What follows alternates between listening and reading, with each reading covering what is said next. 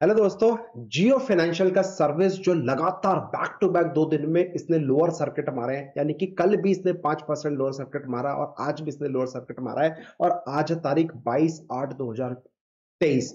So guys, इसके पीछे reason क्या है? बहुत सारे लोगों का एक मैसेज आया मेरे पास कि सर जियो फाइनेंशियल में क्या हमें खरीदारी करनी चाहिए, नहीं करनी चाहिए।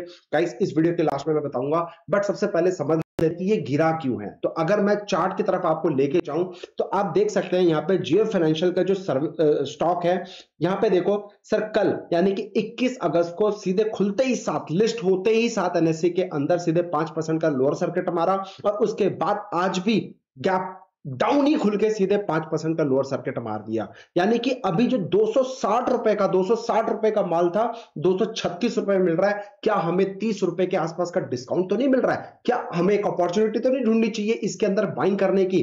क्या बोलते हो? कमेंट करके बताओ, क्या इसको बाइंग करना चाहिए? अगर मैं इसका लॉजिक की बात करूं क्यों गिर रहा है, मेरे दोस्तों, by one get one offer चल रहा था रिलायंस का। पहले जो रिलायंस इंडस्ट्री थी उसके अंदर जियो फाइनेंशियल की जो बिजनेस है वो इसके अंदर एड ऑन था, तो जियो ने क्या किया, इसको सेपरेट कर दिया अपने बिजनेस को। मैंने इसका वीडियो ऑलरेडी आप लोग के लिए बनाया हुआ था कि कब होगा, क्या होगा, किस लिए होना था, तो वो मैंने ऑलरेडी बनाया हुआ है। तो यहां पे क्या किया है, तो जियो का सर्विस, जियो जो शेयर था उसमें से आपको रिसेंटली याद होगा, जियो एक ही दिन में 10% के आसपास गिरावट आ गई थी, तो वो इसी न्यूज की वजह से थी, क्योंकि ये जो शेयर है, जियो फाइनेंशियल शेयर है, वो जियो से अलग हो रहा था, तो उसका इफेक्ट आपको उस दिन दिख गया था और इसका इफेक्ट, जियो फाइनेंशियल सर्विस का इफेक्ट आज दिखा है, कल दिखा है, क्योंकि ये कल लिस्ट हुआ है, राइट। अब बड़े बड़े की बात करना चाहता हूं, जो बड़े बड़े ईटीएफ फंड है, तो वो ईटीएफ फंड क्या करते हैं, उनके कुछ रूल्स एंड रेगुलेशंस होते हैं कि बॉस हमें निफ्टी 50 के अंदर इन्वेस्टमेंट करना है या फिर निफ्टी 100 के अंदर इन्वेस्टमेंट करना है, उनके कुछ रूल्स होते हैं। तो वो तरीके, उस जो ईटीएफ वाले जो म्यूचुअल फंड मैनेजर्स हैं, उन लोगों ने क्या किया, ऑब्वियस सी बात है, अब ये जियो फाइनेंशियल जियो का पार्ट नहीं है तो ये अलग हो गया, तो ये अब उसके अंदर नहीं हो सकता जो ईटीएफ है निफ्टी 50 वाले,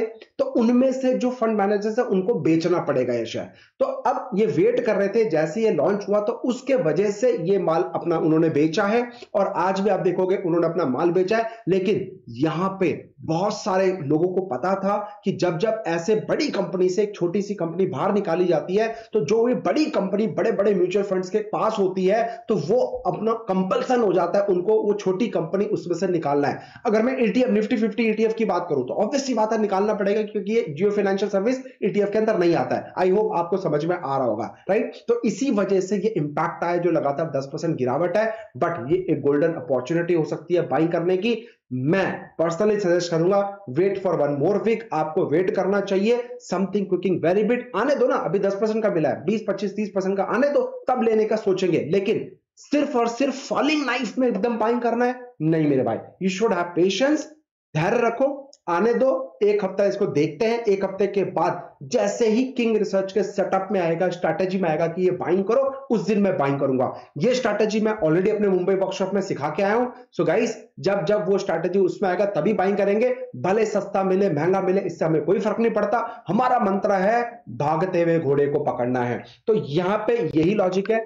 बाई वन गेट वन वाला जो ऑफर आपको पहला दिखाया था, जिस दिन 10% रिलायंस गिरा था, तो वो उस दिन इफेक्ट आया, और आज जब ये लॉन्च हुआ, एनएससी के अंदर रजिस्टर्ड हुआ, तो इसका इफेक्ट इसलिए आ रहा है। तो जो बड़े बड़े ईटीएफ है वो सेल कर रहे हैं, लेकिन इसमें कुछ बड़े प्लेयर्स जिसको पोटेंशियल दिख रहा है, वो लोग इसकी डिलीवरी भी लेके जा रहे हैं। तो गो एंड चेक, डिलीवरी वाले कॉलम में जाके जरूर चेक करना।